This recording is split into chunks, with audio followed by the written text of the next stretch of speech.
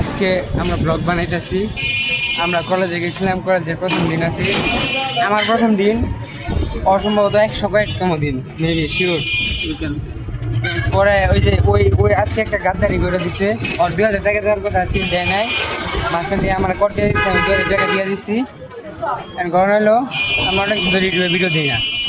কলেজে গেছি ফুল নিয়ে, ওই বলে কলেজ ইউনিফর্ম ইউসি বইটা ফার্স্ট বিভাগে, সরি বাংলাদেশে দ্বিতীয়। ওইখানে আমরা একটা ব্লগ বানিয়ে দিচ্ছি। তোমাদের কিছু বলো। কি বলবো, তুমি টাকা লাগবে।